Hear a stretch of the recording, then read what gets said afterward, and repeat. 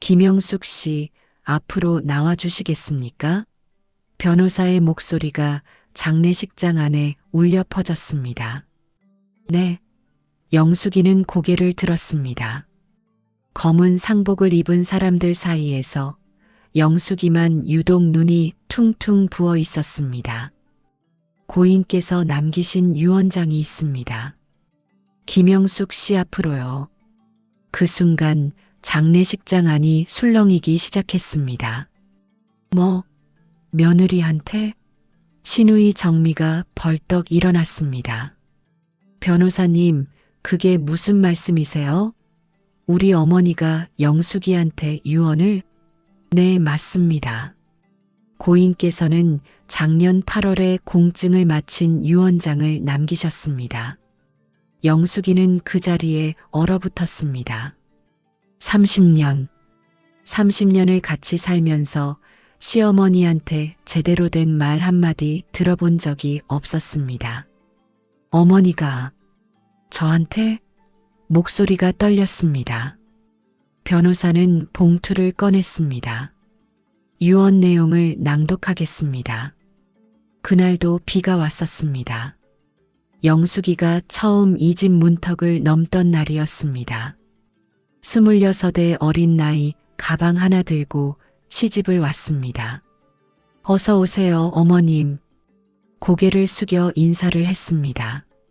시어머니는 영숙이를 한참 동안 쳐다보더니 한마디를 내뱉었습니다.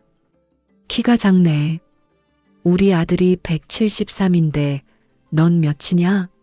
158입니다, 어머님. 그렇게 작으면 애들도 다 작게 나오는 거 아냐? 우리 집안은 대대로 키가 큰 집안인데. 첫날부터였습니다. 저녁 식사 준비를 하는데 시어머니가 부엌에 들어오셨습니다. 야, 김치는 그렇게 자르는 게 아니야. 죄송합니다, 어머님. 제가 다시. 됐어. 내가 할게. 넌 설거지나 해. 그렇게 밀려났습니다. 밤이 되어서도 마음이 편치 않았습니다. 방에서 남편 재호가 물었습니다. 괜찮아? 엄마가 좀 까다로우시지? 아니야. 괜찮아. 첫날이니까 그러시는 거겠지. 재호는 영숙이 손을 잡았습니다. 미안해. 조금만 참아줘. 엄마도 나중엔 마음을 여실 거야. 그 나중이 30년이 될 줄은 그때는 몰랐습니다. 아이가 생겼을 때도 마찬가지였습니다. 어머님, 병원 가봐야 할 것 같아요. 입덧이 너무 심해서요. 입덧? 나도 애 셋 낳았는데 그런 거 없었어. 요즘 여자들은 너무 약해. 하지만 됐어. 시간 나면 약국에서 소화제나 사 먹어. 재호한테 말했습니다. 엄마한테 병원 좀 가자고 해줄 수 있어? 엄마가 괜찮다는데 뭐. 우리 엄마도 애 낳을 때 힘들었지만 다 참았대. 너도 조금만 참아. 영숙이는 혼자 버스를 타고 병원에 갔습니다. 임신 4개월, 심한 임신 중독증이었습니다. 의사가 말했습니다. 보호자분은요? 혼자 오셨어요? 네, 괜찮습니다. 이 정도면 입원하셔야 하는데요. 집에서 관리가 되시겠어요? 네, 될 것 같습니다. 거짓말이었습니다. 집에 돌아오니 시어머니가 거실에서 TV를 보고 계셨습니다. 어머님, 제가 병원 다녀왔는데요. 그래, 밥은 했어? 아직? 지금 몇 시인데? 재호 곧 들어온다. 빨리 해. 영숙이는 부엌으로 갔습니다. 어지러웠지만 밥을 했습니다. 국을 끓이고 반찬을 데우고 상을 차렸습니다. 자, 드세요. 시어머니는 한 숟가락 드시더니 눈살을 찌푸렸습니다. 이게 무슨 맛이야? 국이 너무 싱거워. 소금도 제대로 못 넣니? 죄송합니다. 됐어. 내가 다시 하지 뭐. 넌 빨래나 널어. 아들을 낳았습니다. 민준이었습니다. 시어머니가 처음으로 웃으셨습니다. 아들이네. 우리 손자. 그래, 아들을 낳아야지. 영숙이는 출산 후 몸조리도 제대로 못했습니다. 산후조리원? 그런 건 생각도 못했습니다. 요즘 여자들은 그런 데까지 가냐? 옛날엔 다 집에서 낳고 바로 일했어. 시어머니의 말씀이었습니다. 민준이가 밤에 올 때마다 영숙이는 혼자 일어나서 아이를 달랬습니다. 재호는 회사 일이 바빠서 잠을 자야 한다고 했습니다. 여보, 오늘은 내가 좀. 아니야. 내일 중요한 회의가 있어. 미안해. 그렇게 영숙이는 혼자였습니다. 민준이가 100일이 되던 날이었습니다. 어머님, 오늘 민준이 100일인데 사진관 예약했어요. 사진관? 그런데 돈 쓸 필요 없어. 집에서 찍으면 되지. 하지만 됐어. 요즘 핸드폰으로도 잘 찍히잖아. 돈 아껴야지. 영숙이는 아무 말도 못했습니다. 그날 저녁 신우이 정미가 집에 왔습니다. 언니, 민준이 100일이라며? 축하해. 정미는 선물 하나 없이 왔습니다. 대신 저녁을 먹고 갔습니다. 영수가 나 된장찌개 해줘. 엄마가 만든 거 먹고 싶어? 언니가 만들어주세요. 시어머니가 대답하셨습니다. 아, 네. 영숙이는 부엌으로 갔습니다. 민준이를 업고서요. 2년 후 딸을 낳았습니다. 서연이었습니다. 시어머니의 반응은 달랐습니다. 딸이네. 그게 전부였습니다. 병원에서 퇴원하는 날도 시어머니는 오시지 않았습니다. 재호가 혼자 왔습니다. 엄마는 바쁘시대. 민준이 봐야 한다고. 영숙이는 고개를 끄덕였습니다. 이미 예상했던 일이었습니다. 집에 돌아와서도 마찬가지였습니다. 어머님, 서연이 봐주실 수 있으세요? 제가 밥 좀. 아, 나 드라마 봐야 해. 민준이는 볼게. 서연이는 내가 봐. 민준이는 예뻐하시면서 서연이는 쳐다보지도 않으셨습니다. 서연이가 돌이 되던 날이었습니다. 어머님, 오늘 서연이 돌인데 작은 파티라도. 돌잔치? 딸 돌잔치는 안 해. 우리 집안은 원래 아들만 잔치했어. 하지만 서연이도. 됐어. 돈 낭비야. 케이크나 하나 사와. 영숙이는 눈물을 참았습니다. 서연이를 안고서요. 서연아, 미안해. 엄마가 미안해. 캡 O- 끝나지 않는 시간들 세월은 그렇게 흘렀습니다. 민준이는 초등학교에 들어갔고 서연이도 유치원에 다니게 되었습니다. 어머님, 서연이 유치원비 좀. 유치원비? 그거 내가 벌어서 내. 재호 월급으로는 민준이 학원비 대기도 빠듯해. 하지만 서연이도 저희 딸인데. 딸은 어차피 시집가면 끝이야. 아들이 중요한 거지. 영숙이는 파트타임으로 일을 시작했습니다. 마트 계산대였습니다.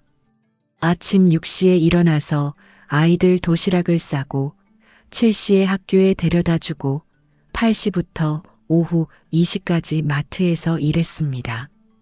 집에 오면 청소, 빨래, 저녁 준비. 밤 11시가 되어서야 잠자리에 들 수 있었습니다. 여보, 나 너무 힘들어. 그래도 참아야지. 엄마도 우리를 위해서 집에 계시는 거잖아. 재호는 그렇게만 말했습니다. 어느 날 시누이 정미가 또 집에 왔습니다. 엄마, 나 이사하려고 해. 보증금 좀 빌려줄 수 있어? 얼마? 2천만 원 정도? 영숙이는 깜짝 놀랐습니다. 2천만 원은 큰 돈이었습니다. 어머님, 그건 너무. 내가 왜 나서? 우리 딸 일인데. 시어머니는 통장을 꺼내셨습니다. 여기 3천만 원 있다. 다 가져가. 어머니, 감사합니다. 정미는 기뻐하며 돈을 받아갔습니다. 그날 저녁 영숙이는 재호한테 말했습니다. 여보, 어머니가 정미 언니한테 3천만 원을 주셨어. 그래, 엄마 돈인데 뭐. 하지만 그 돈은 우리가 드린 생활비에서. 그만해. 엄마가 알아서 하시는 거야. 영숙이는 더 이상 말하지 못했습니다.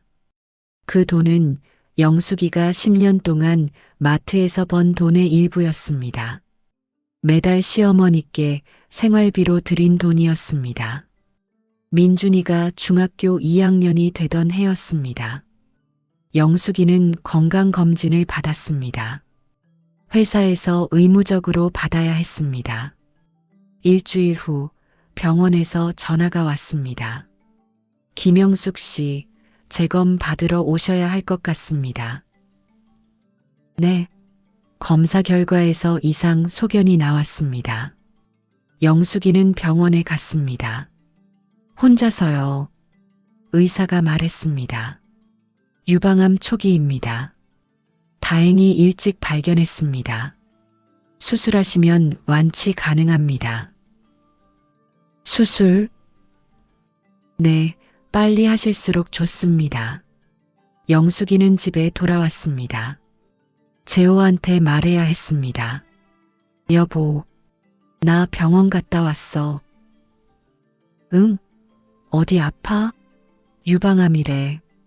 재호의 얼굴이 굳었습니다. 뭐? 암? 응. 근데 초기래. 수술하면 괜찮대. 수술? 비용은 얼마나? 1,000만 원 정도. 재호는 한숨을 쉬었습니다. 지금 민준이 학원비에, 서연이 학교 준비에. 돈이 어디 있어? 하지만 수술은 빨리. 알았어. 내가 대출 알아볼게. 그리고 엄마한테는 말하지 마. 걱정하실까봐. 수술 날이 왔습니다. 영숙이는 새벽부터 밥을 해놓았습니다. 시어머니와 아이들 식사를요. 어머님, 제가 오늘 병원 가야 해서요. 밥은 다 해놨어요. 병원? 왜? 조금. 몸이 안 좋아서요. 감기야? 그럼 약 먹고 쉬면 되지. 꼭 병원 가야 해? 네.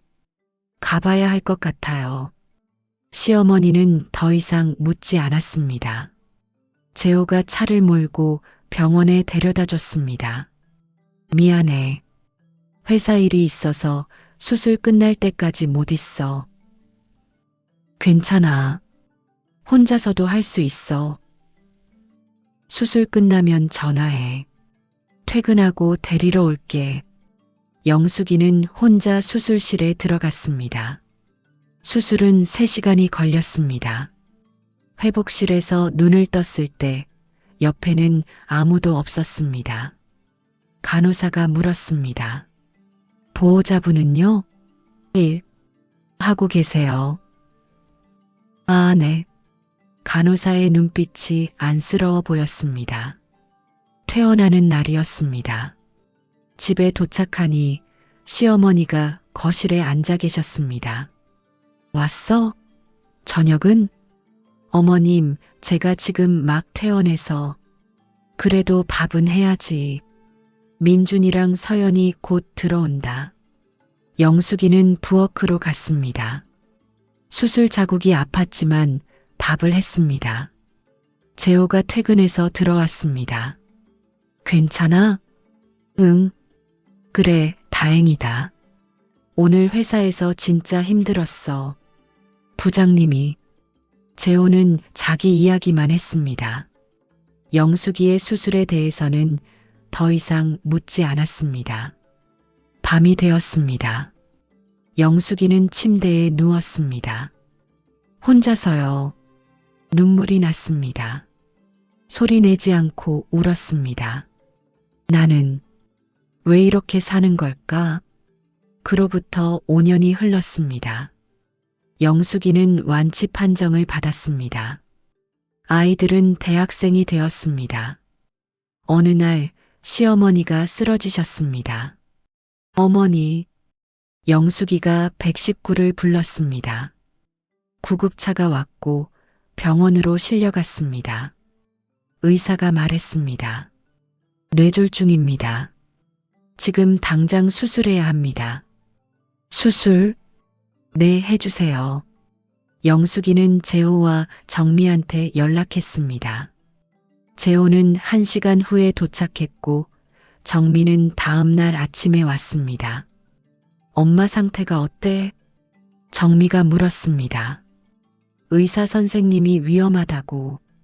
수술은 성공했는데 깨어날지는 모른대. 그럼 우리가 계속 병원에 있어야 해? 재호가 물었습니다. 당분간은. 나는 회사 일이 있어서. 영숙이 내가 좀 있어줘. 나도 애들 봐야 하는데. 정미도 같은 말을 했습니다. 결국 영숙이 혼자 병원에 남았습니다. 시어머니는 일주일 만에 깨어났습니다. 하지만 몸을 전혀 움직일 수 없었습니다. 말도 제대로 못하셨습니다. 시어머니의 눈에서 눈물이 흘렀습니다. 영숙이는 시어머니 손을 잡았습니다. 어머님, 괜찮으세요? 제가 여기 있어요. 의사가 말했습니다. 회복하려면 재활치료를 받으셔야 합니다. 그리고 누군가 24시간 간병을 해야 합니다. 제가 하겠습니다. 영숙이는 망설이지 않았습니다. 재호가 물었습니다. 간병인 쓰는 게 어때? 내가 일도 해야 하잖아. 아니야. 제가 할게. 왜? 돈도 드는데. 어머님은 남한테 맡기기 싫으세요. 아실 거야. 영숙이는 일을 그만뒀습니다. 매일 아침 7시에 병원에 가서 밤 10시에 집에 왔습니다. 시어머니를 씻기고 식사를 도와드리고 재활 운동을 시켜드렸습니다. 어머님, 이제 조금씩 움직여 보세요. 천천히. 시어머니의 눈에서 또 눈물이 흘렀습니다. 6개월이 지났습니다. 시어머니는 조금씩 나아지셨습니다. 말씀도 조금씩 하실 수 있게 되었습니다. 영숙. 네, 어머님. 고맙다. 처음으로 듣는 말이었습니다. 30년 만에요. 영숙이는 눈물이 났습니다. 괜찮으세요, 어머님. 당연한 일이에요. 시어머니는 영숙이 손을 꼭 잡았습니다. 그날부터 시어머니가 조금씩 변하기 시작했습니다. 영숙아, 미안하다. 어머님, 무슨 말씀을. 내가 너한테 못되게 굴었지. 아니에요, 어머님. 아니야. 나도 안다. 내가 얼마나 너를 힘들게 했는지. 시어머니의 눈에 눈물이 고였습니다. 너는 착한 애야. 내가 미안하다. 영숙이는 그냥 울었습니다. 30년 동안 참았던 눈물이 쏟아졌습니다. 1년 후 시어머니는 퇴원하셨습니다. 완전히 회복하신 것은 아니었지만 집에서 생활할 수 있을 정도가 되었습니다. 집에 돌아온 시어머니는 많이 변해 있었습니다. 영수가 고맙다. 정말 고마워. 어머님, 내가 평생 잘못 살았구나. 너한테 정말 미안하다. 시어머니는 영숙이를 안았습니다. 이제부터라도 잘할게. 영숙이는 시어머니 등을 토닥였습니다. 괜찮으세요, 어머님. 다 지나간 일이에요. 그날부터 시어머니는 정말 달라지셨습니다. 영숙이가 부엌에 가면 따라오셔서 도와주려고 하셨습니다. 어머님, 편히 계세요. 제가 할게요. 아니야. 내가 할 수 있어. 서툴지만 시어머니는 설거지를 하셨습니다. 저녁 식사 때는 항상 영숙이 옆에 앉으셨습니다. 영숙아, 많이 먹어. 내가 제일 고생했어. 재호와 아이들도 놀라워했습니다. 할머니가 완전 사람이 바뀌신 것 같아. 민준이가 말했습니다. 응, 정말 그래. 서연이도 고개를 끄덕였습니다. 그로부터 2년이 흘렀습니다. 어느 날 변호사 한 분이 집에 찾아왔습니다. 안녕하세요. 김춘자 여사님 계십니까? 네, 제가 김춘자입니다만. 시어머니가 대답하셨습니다. 유언장 공증권으로 왔습니다. 아, 네. 영수가 잠깐 나가 있어 줄래? 네, 어머님. 영숙이는 방을 나갔습니다. 1시간 후 변호사가 나갔습니다. 시어머니가 영숙이를 불렀습니다. 영숙아, 이리 와봐. 네, 어머님. 앉아. 영숙이는 시어머니 옆에 앉았습니다. 나 유언장 썼어. 어머님, 그게 무슨. 아니야, 들어. 나도 이제 나이가 있잖아. 언제 어떻게 될지 모르니까. 시어머니는 영숙이 손을 잡았습니다. 영숙아, 너한테 미안한 게 너무 많아. 30년 동안 정말 못되게 굴었어. 어머님, 그래서 말인데 내가 가진 것 중에 너한테 주고 싶은 게 있어. 어머님, 그러지 마세요. 아니야. 이건 내 마음이야. 받아줘. 시어머니의 눈에는 진심이 담겨 있었습니다. 그리고 1년 후 시어머니는 평화롭게 돌아가셨습니다. 아침에 일어나지 않으셔서 영숙이가 방에 들어갔을 때였습니다. 어머님? 어머님. 시어머니는 마치 잠든 것처럼 편안한 얼굴로 돌아가셨습니다. 장례는 3일장으로 치러졌습니다. 많은 사람들이 왔습니다. 시어머니의 친구분들, 동네 어르신들. 영숙이가 얼마나 잘 모셨는지 아시죠? 그럼요. 춘자 씨가 맨날 영숙이 자랑만 했어요. 문상객들이 말했습니다. 영숙이는 그저 눈물만 흘렸습니다. 어머님, 이제야 편히 쉬시네요. 장례 이틀째 되는 날이었습니다. 변호사가 장례식장에 찾아왔습니다.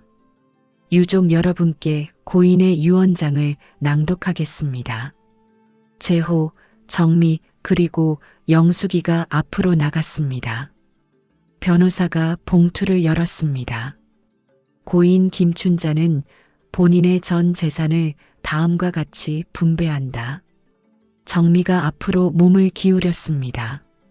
첫째, 서울 강남구 소재 아파트 시세 약 15억 원은 장남 김재호에게 상속한다.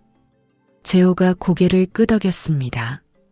둘째, 경기도 용인시 소재 상가 건물 시세 약 8억 원은 장녀 김정미에게 상속한다. 네, 정미가 기뻐했습니다. 셋째, 예금 및 현금 3억 원은 며느리 김영숙에게 상속한다. 뭐? 정미가 벌떡 일어났습니다. 변호사님, 지금 뭐라고 하신 거예요? 예금 3억 원을 며느리 김영숙 씨에게 상속한다고 했습니다. 그게 말이 됩니까? 며느리한테요? 재호도 당황한 표정이었습니다. 엄마가 영숙이한테? 영숙이는 얼어붙었습니다. 저한테요? 변호사가 계속 읽었습니다. 고인은 다음과 같이 유언을 남겼습니다. 나의 사랑하는 며느리 영숙에게. 영숙아, 이 편지를 읽을 때쯤이면 나는 이미 이 세상 사람이 아니겠구나. 30년. 정말 긴 시간이었지. 너는 아마 내가 왜 너한테 이렇게 많은 돈을 주는지 궁금할 거야. 사실을 말하자면 나는 처음부터 너를 시험했어. 내가 왜 그랬는지 아니? 내 시어머니가 나한테 그랬거든. 나도 똑같이 구박받고 살았어. 그래서 나는 생각했지. 내 며느리도 그렇게 만들어야겠다고. 하지만 너는 달랐어, 영수가. 30년 동안 단 한 번도 나한테 대든 적이 없었어. 아무리 못되게 굴어도 너는 참았어. 아프면서도 밥을 했고 힘들면서도 웃었어. 내가 쓰러졌을 때 너는 일도 그만두고 나를 간병했지. 그때 나는 깨달았어. 너는 정말 착한 사람이라는 걸. 그리고 나는 정말 나쁜 사람이었다는 걸. 변호사는 잠시 숨을 고르고 계속 읽었습니다. 영수가 미안해. 정말 미안해.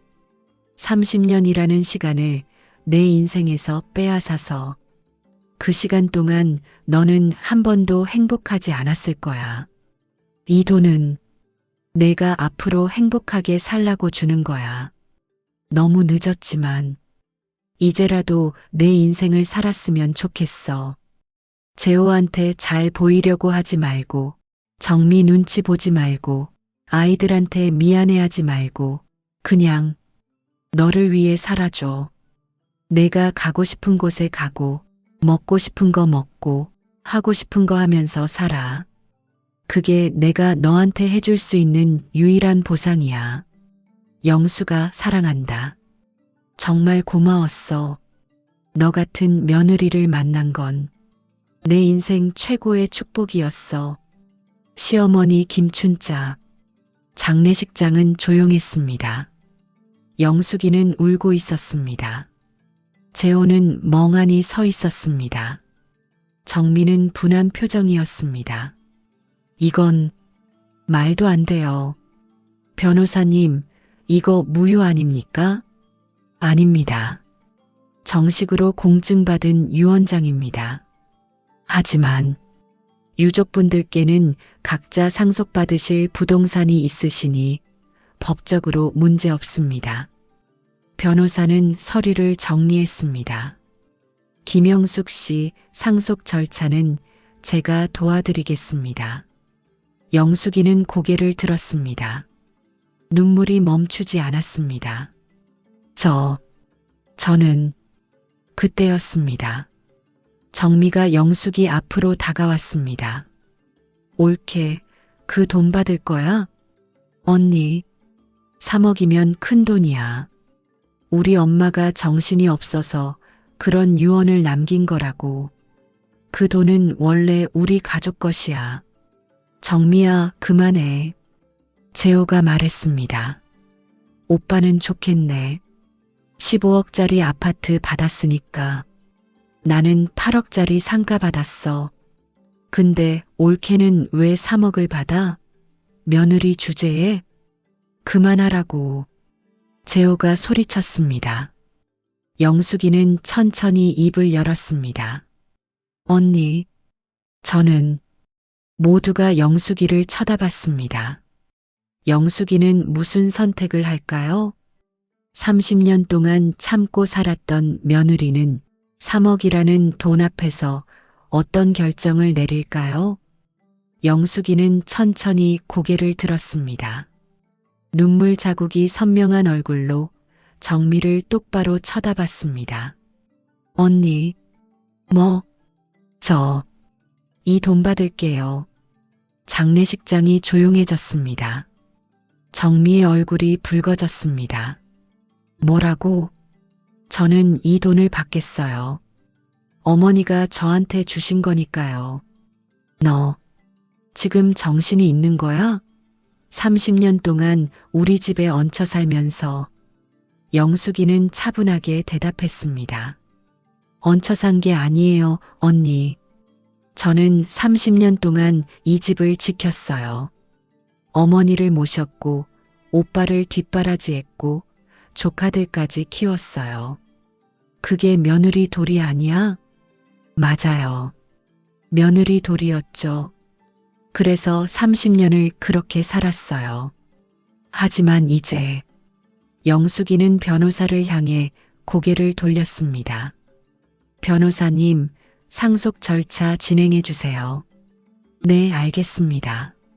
정미가 소리쳤습니다. 야, 김영숙, 너 지금 우리 가족 돈 뺏어가는 거야? 언니의 돈이 아니에요. 어머니의 돈이었고 이제는 제 돈이에요. 이 나쁜 년이. 정미야. 재호가 정미를 말렸습니다. 그만해. 엄마가 그렇게 유언하셨으면 그게 맞는 거야. 오빠도 미친 거 아냐? 3억이야, 3억. 알아. 하지만 엄마 뜻이잖아. 재호는 영숙이를 쳐다봤습니다. 영숙아, 너 정말 받을 거야? 네. 그래. 알았어. 재호의 목소리는 차가웠습니다. 장례가 끝나고 집으로 돌아왔습니다. 재호는 말없이 방으로 들어갔습니다. 영숙이는 거실에 홀로 남았습니다. 민준이와 서연이가 다가왔습니다. 엄마, 할머니가 엄마한테 돈을 주셨대? 민준이가 물었습니다. 응. 얼마나? 3억? 헐. 대박. 민준이의 눈이 커졌습니다. 서연이가 물었습니다. 엄마, 그 돈으로 뭐 할 거예요? 아직 모르겠어. 나 유학 보내줄 수 있어요? 서연아, 농담이에요. 근데 엄마, 고모가 진짜 화났던데? 응, 그래. 엄마는 괜찮아요? 응, 괜찮아. 영숙이는 웃으려 했지만 웃음이 나오지 않았습니다. 밤이 되었습니다. 재호가 방에서 나왔습니다. 영수가 얘기 좀 하자. 응. 두 사람은 거실에 마주 앉았습니다. 너, 그 돈으로 뭐 할 거야? 아직 생각 안 해봤어. 그래. 근데 말이야. 재호는 잠시 망설이더니 말했습니다. 민준이 대학원비 좀 보태줄 수 있을까? 뭐? 민준이가 유학 가고 싶어 하잖아. 그 돈으로. 여보. 그리고 서연이도 졸업하면 취직 준비해야 하니까 학원비도 들고. 영숙이는 재호를 쳐다봤습니다. 여보는 그게 먼저 생각나? 뭐가? 어머니가 왜 저한테 그 돈을 주셨는지는 안 궁금해? 그야. 내가 엄마 간병했으니까 그런 거 아냐? 그것만일까? 그럼 뭐? 영숙이는 한숨을 쉬었습니다. 아무것도 아니야. 자, 나 좀 혼자 있을게. 영숙아. 여보, 제발 좀 혼자 있게 해줘. 재호는 아무 말 없이 방으로 들어갔습니다. 다음 날 아침이었습니다. 영숙이 휴대폰이 울렸습니다. 정미였습니다. 올케 나야. 네 언니. 오늘 시간 있어? 만나자. 무슨 일로요? 그냥 얘기 좀 하고 싶어서. 영숙이는 카페에서 정미를 만났습니다. 정미는 커피를 시키더니 단도직입적으로 말했습니다. 옳게 그 돈 나한테 줘. 네, 3억 말이야. 나한테 줘. 왜요? 왜긴 왜야. 내가 엄마 친딸이잖아. 며느리가 받는 게 말이 돼? 하지만 어머니가, 엄마가 정신이 온전하지 않으셨어. 뇌졸중 때문에. 언니, 유 원장은 뇌졸중 전에 쓰신 거예요. 그래도 그건 우리 가족 돈이야. 정미의 목소리가 커졌습니다. 주변 사람들이 쳐다봤습니다. 언니, 조용히 해요.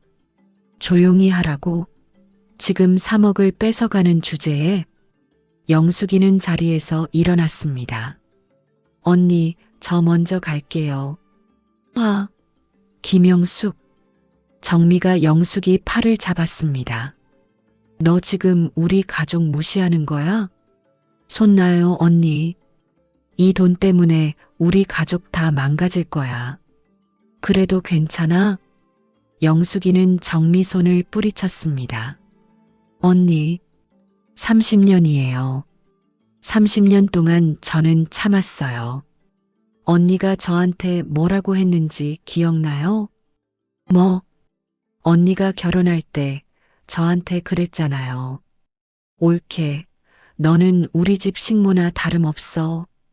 평생 우리 엄마 모시고 살아야 해. 그 말 기억나요? 정미의 얼굴이 굳었습니다. 그건 저는 정말 그렇게 살았어요. 식모처럼. 아니, 식모보다 못하게. 식모는 월급이라도 받잖아요. 옳게. 이제는 안 참을 거예요.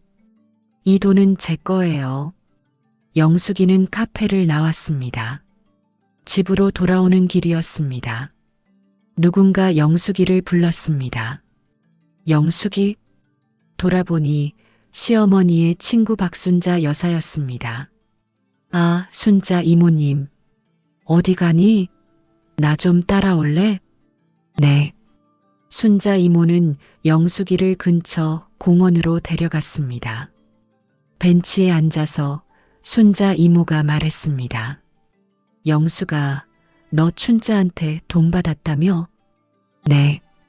그거 받아야 해. 네. 너는 받을 자격이 있어.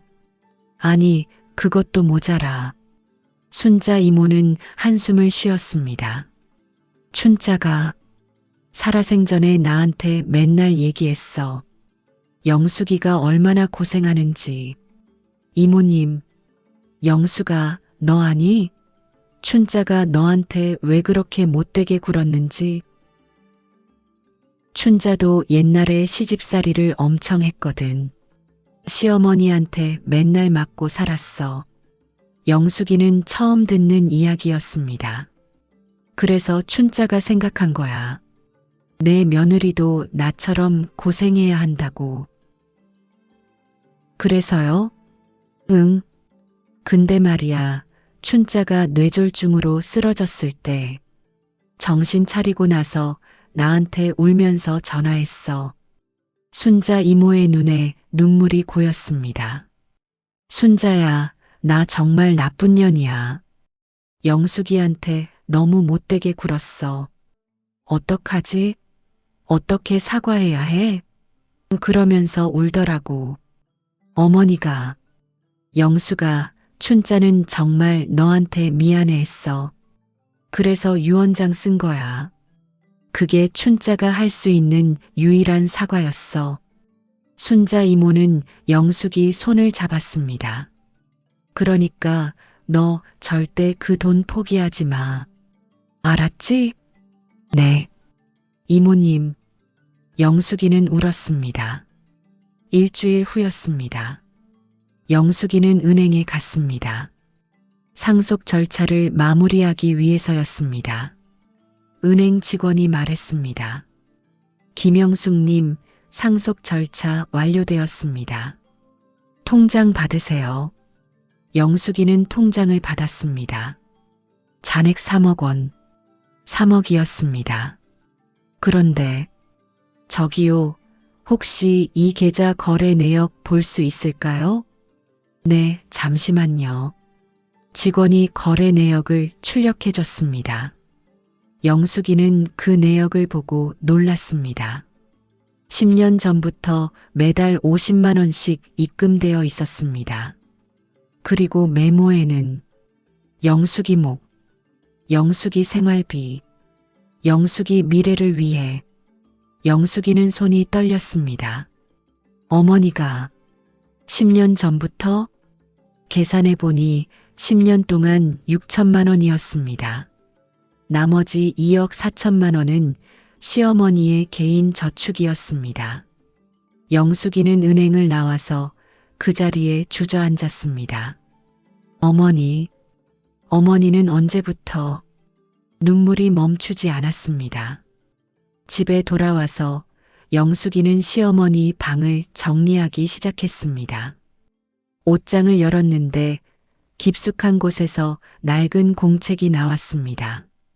일기장이었습니다. 영숙이는 조심스럽게 펼쳤습니다. 첫 페이지에는 2010년 3월 5일, 오늘도 영숙이한테 짜증을 냈다. 김치가 싱겁다고. 사실 맛있었는데 왜 나는 자꾸 이러는 걸까? 영숙이 얼굴이 점점 어두워진다. 내 탓이다. 영숙이는 다음 페이지를 넘겼습니다. 2012년 7월 20일, 영숙이가 암 수술 받았다. 나는 아무것도 몰랐다. 재호도 나한테 말 안 했다. 엄마 걱정하실까 봐라고. 나는 뭐였을까? 며느리가 암 수술 받는데도 모르는 시어머니. 나는 자격이 없다. 2015년 4월 10일, 영숙이가 파트타임 일을 시작했다. 서연이 유치원비 때문이란다. 나는 민준이 학원비만 신경 썼다. 서연이는 우리 손녀인데 왜 나는 차별했을까? 며느리 딸이라서. 나는 정말 나쁜 사람이다. 영숙이는 계속 읽어내려갔습니다. 2018년 11월 3일, 오늘 영숙이가 또 설거지를 했다. 손이 트고 거칠다. 핸드크림을 하나 사줄까 했는데 됐습니다라고 했다. 당연하다는 듯이. 나는 30년 동안 영숙이한테 핸드크림 하나 사준 적이 없다. 옷 한 벌, 가방 하나, 아무것도 사준 적이 없다. 나는 왜 이렇게 살았을까? 마지막 페이지에는 2023년 8월 15일, 변호사를 만났다. 유언장을 썼다. 내가 가진 모든 돈을 영숙이한테 주기로 했다. 재호는 아파트가 있다. 정민은 상가가 있다. 그들은 잘 살 것이다. 하지만 영숙이는 30년 동안 아무것도 없이 살았다. 자기 돈 한 푼 없이. 이제는 영숙이가 행복할 차례다. 영숙아, 미안해. 그리고 고마워. 너를 만난 건 내 인생 최고의 축복이었어. 영숙이는 일기장을 가슴에 안았습니다. 그리고 소리내어 울었습니다. 밤이 되었습니다. 재호가 퇴근해서 들어왔습니다. 영숙아, 저녁 먹었어? 응. 왜 그래? 울었어? 영숙이는 시어머니 일기장을 재호에게 건넸습니다. 이거 읽어봐. 재호는 일기장을 읽기 시작했습니다. 한참 후 재호의 얼굴이 굳어졌습니다. 이게, 여보, 어머니는 저한테 미안해 하셨어. 평생. 영숙아. 근데 여보는 어때? 여보는 저한테 미안해 본 적 있어? 그게 무슨 30년이야, 여보. 30년 동안 나는 이 집에서 뭐였어? 영숙아, 무슨 소리야? 나는 여보 아내였어?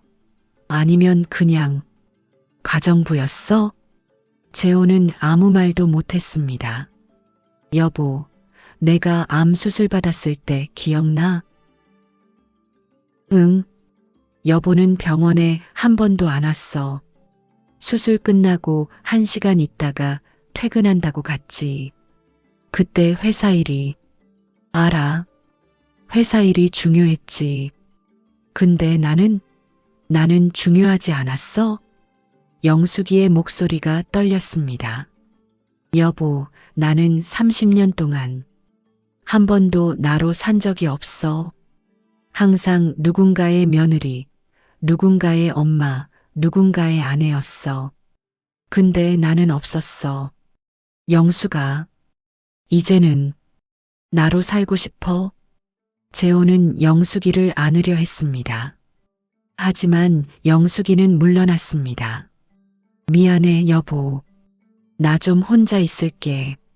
며칠 후 정미가 또 집에 찾아왔습니다. 이번에는 남편과 함께였습니다. 옳게 있어? 네, 언니. 정미 남편이 말했습니다. 형님, 우리가 오늘 온 건요. 알아요. 돈 얘기하러 왔죠? 영숙이가 먼저 말했습니다. 정미가 대답했습니다. 옳게, 솔직히 말할게. 우리 지금 힘들어. 상가 건물 말이야. 공실이 많아서 수입이 없어. 은행 대출 이자도 못 내고 있어. 그래서요? 그 3억 중에서 5천만 원만 빌려줄 수 있을까? 영숙이는 한숨을 쉬었습니다. 언니, 빌려주면 언제 갚을 건데요? 그야, 상가가 잘 되면, 상가가 잘 안 되면요? 옳게, 우리 가족 아냐? 가족끼리 이렇게 따지냐? 가족이요, 언니? 영숙이는 정미를 똑바로 쳐다봤습니다. 언니는 언제 저를 가족으로 대한 적 있어요? 뭐, 제가 암 수술 받았을 때 언니는 병문안 한 번 왔나요? 정미는 말문이 막혔습니다. 제가 어머니 간병하느라 일 그만뒀을 때 언니는 돈 한 푼 보탰나요? 그건 언니는 저한테서 받기만 했어요. 30년 동안요. 이제는 그만했으면 좋겠어요. 옳게, 너 지금 우리한테 싸움 거는 거야? 아니에요. 저는 그냥 더 이상 당하지 않겠다는 거예요. 정미는 화가 나서 나가버렸습니다. 정미 남편이 영숙이에게 말했습니다. 형수님, 죄송합니다. 제가 아내를 잘못 가르쳤네요. 그리고 그도 나갔습니다. 저녁이었습니다. 민준이가 영숙이에게 다가왔습니다. 엄마, 나 할 얘기 있어. 응, 뭐? 엄마가 할머니한테 돈 받았잖아. 응, 나 유학 가고 싶어. 미국으로. 영숙이는 민준이를 쳐다봤습니다. 민준아, 엄마, 이번 기회 아니면 못 가. 나이도 있고, 제발 좀 도와줘. 민준아, 그건 엄마가 돈 있잖아. 3억이나 있으면서 왜 아들 유학비는 안 대주는 거야? 영숙이는 가슴이 아팠습니다. 민준아, 그 돈은 뭐? 엄마 돈이니까 엄마 마음대로 쓴다고? 민준아, 할머니가 엄마한테 준 게 아니라 우리 가족한테 준 거 아냐? 근데 왜 엄마 혼자 가지려고 해?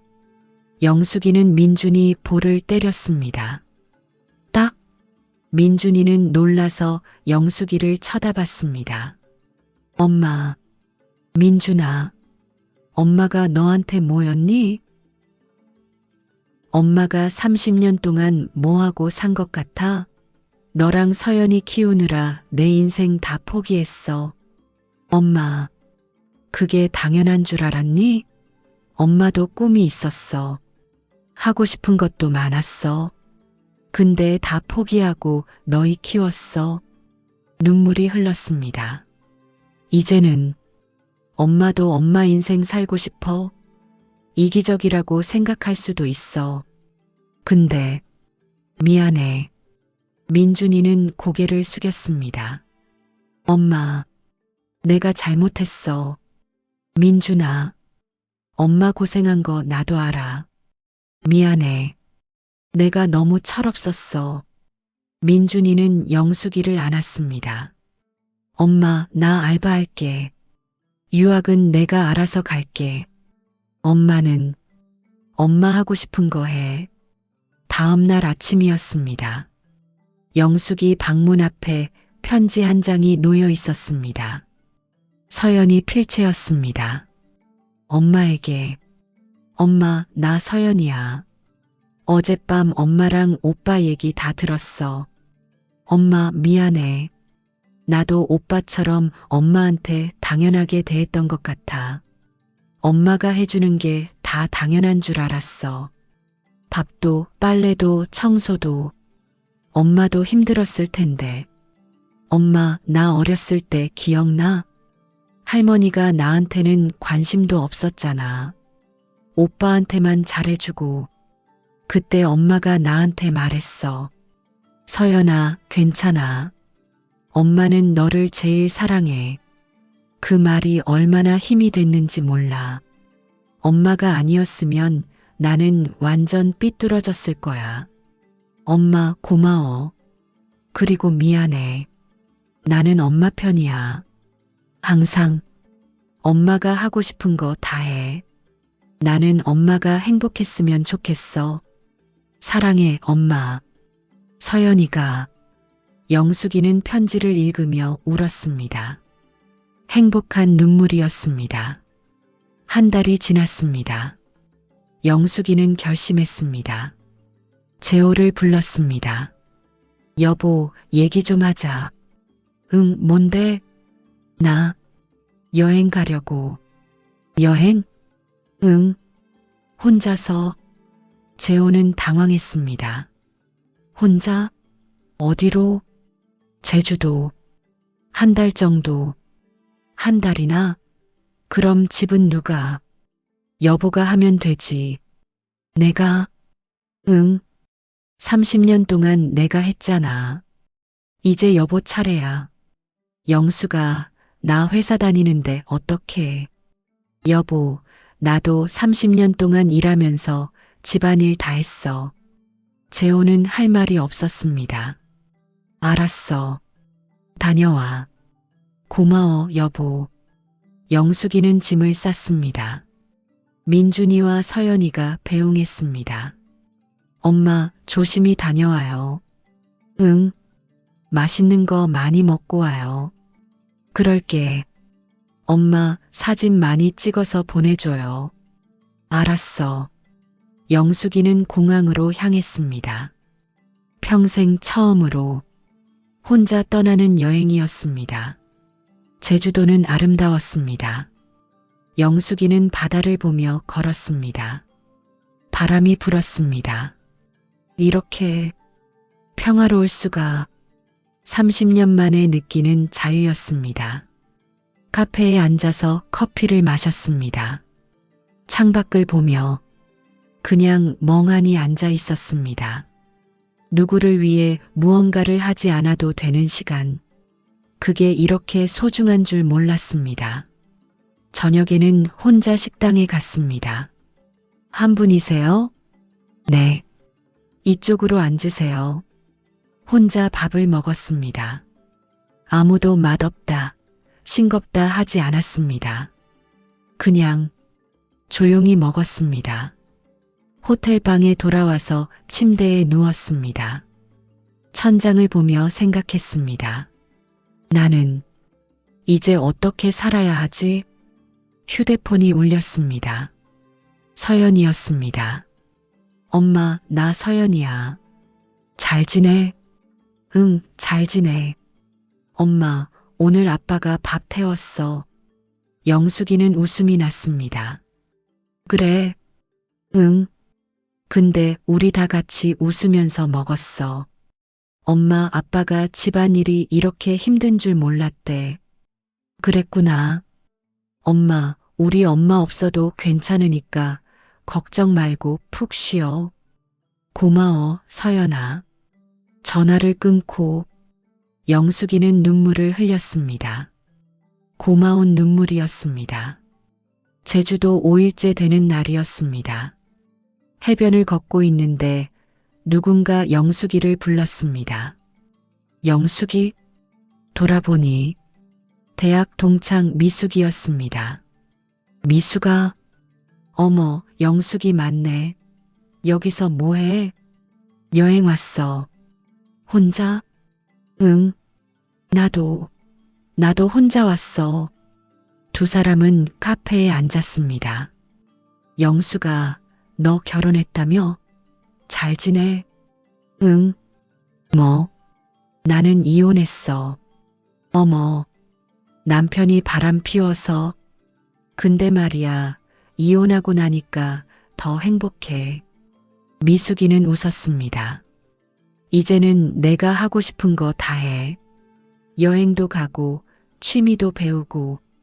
영숙이는 미숙이를 부러워했습니다. 너는 좋겠다. 왜?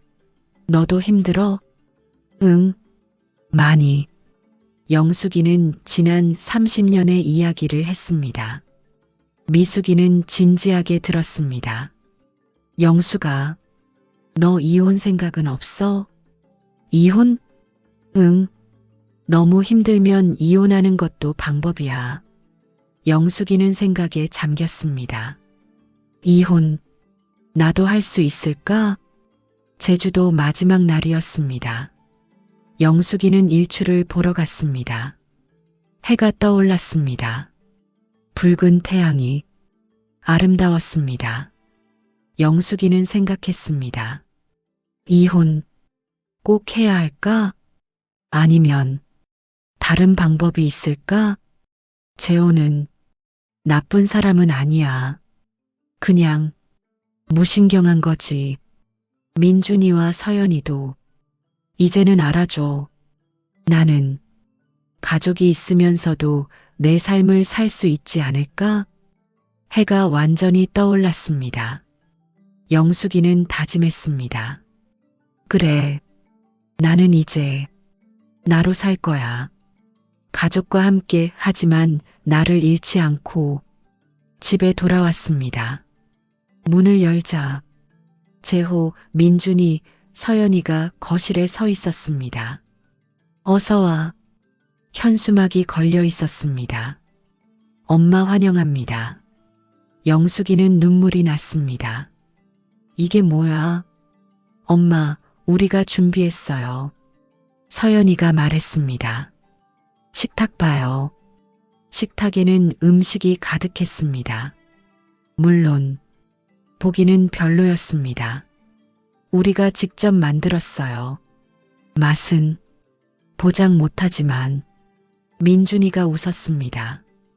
여보, 고생했어. 재호가 말했습니다.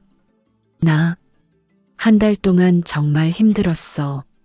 집안일이 이렇게 힘든 줄 몰랐어. 당연하지. 영숙이가 웃었습니다. 미안해, 영숙아. 30년 동안 너한테 너무 무심했어. 재호는 영숙이를 안았습니다. 이제는 같이 할게. 집안일도 육아도 모든 거. 영숙이는 재호를 안았습니다. 고마워, 여보. 6개월이 흘렀습니다. 영숙이는 작은 카페를 열었습니다. 시어머니가 남긴 돈 중 5천만 원으로요. 카페 이름은 춘자의 정원이었습니다. 시어머니를 기리기 위해서였습니다. 개업 첫날 많은 사람들이 왔습니다. 순자 이모도 왔고 동네 어르신들도 왔습니다. 그리고 정미도 왔습니다. 올케, 언니 왔어요? 응, 축하한다. 정미는 꽃다발을 건넸습니다. 언니, 올케 미안해. 내가 너무 이기적이었어. 언니, 나도 생각 많이 했어. 너한테 너무 못되게 굴었다고. 정민은 영숙이 손을 잡았습니다. 이제부터라도 진짜 가족처럼 지내자. 영숙이는 고개를 끄덕였습니다. 네, 언니. 두 사람은 알았습니다. 카페는 잘 됐습니다. 매일 손님들로 붐볐습니다. 특히 동네 어르신들이 많이 왔습니다. 영숙이 커피 한 잔. 네, 할아버지. 영숙이는 웃으며 커피를 만들었습니다.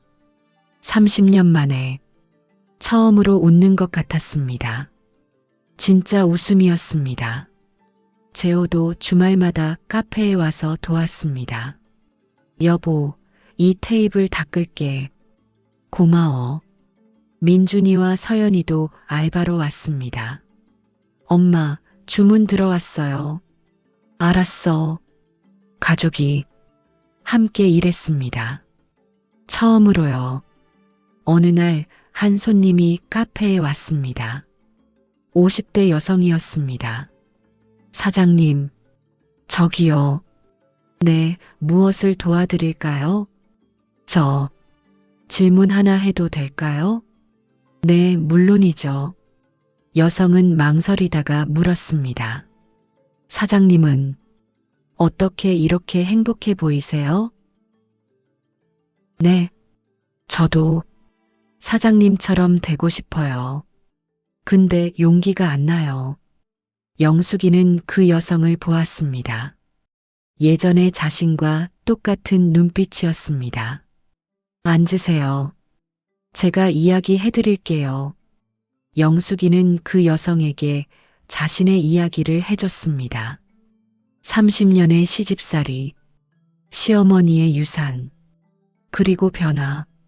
여성은 울면서 들었습니다.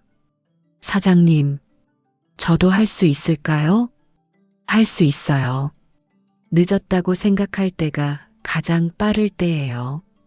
영숙이는 여성의 손을 잡았습니다. 용기를 내세요. 당신 인생이에요. 1년이 흘렀습니다.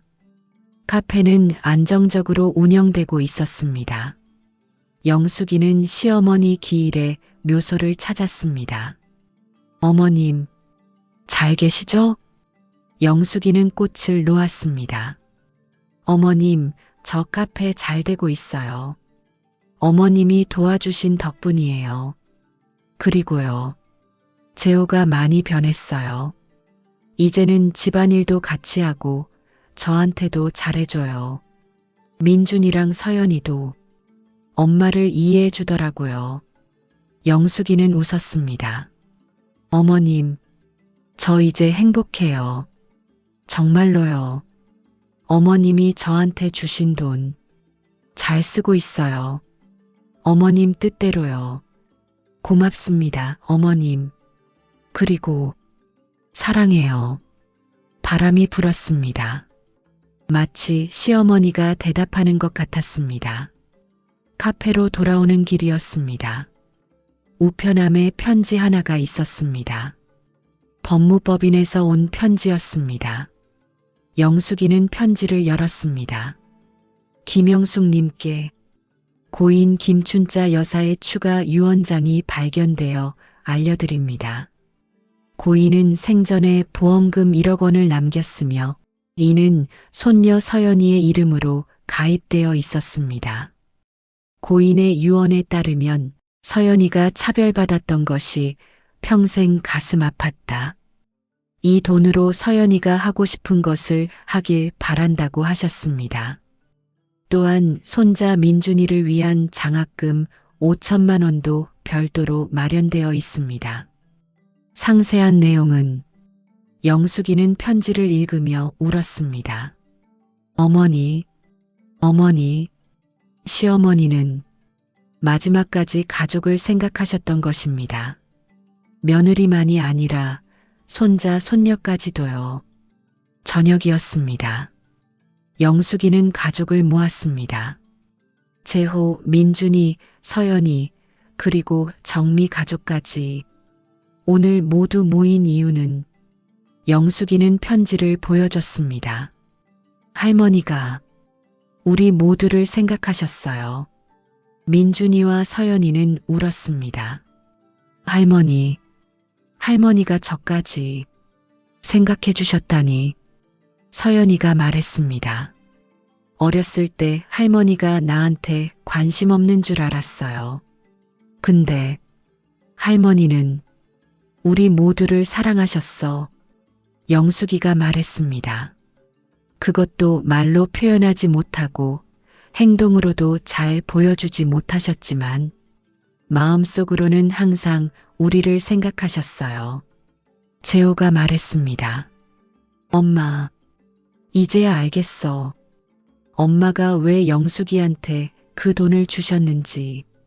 영숙이가 30년 동안 우리 가족을 위해 희생했으니까. 정미도 고개를 끄덕였습니다. 옳게, 정말 미안해. 그리고 고마워. 영숙이는 모두를 바라봤습니다. 우리 이제 진짜 가족이 되었네요.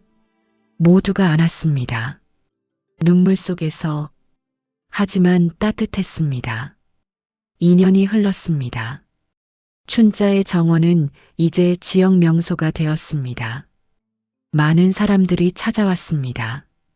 특히 힘든 며느리들이 많이 왔습니다. 영숙이는 그들에게 위로를 주었습니다. 괜찮아요. 당신도 할 수 있어요. 어느 날 한 손님이 물었습니다. 사장님, 후회하세요? 그 돈 받은 거? 영숙이는 웃었습니다. 아니요. 단 한 번도요. 그 돈은 제가 받을 자격이 있었어요. 30년 동안 일한 대가였으니까요. 그리고 그 돈으로 저는 새로운 인생을 시작했어요. 영숙이는 창밖을 바라봤습니다. 푸른 하늘이 보였습니다. 여러분도 기억하세요. 영숙이는 손님들을 보며 말했습니다. 당신의 인생은 당신 것입니다. 누구를 위해 희생만 하다가 인생이 끝나면 안 돼요. 가족도 중요하지만 당신 자신도 중요해요. 그리고 늦었다고 생각하지 마세요. 지금이 가장 빠른 때예요. 손님들이 박수를 쳤습니다.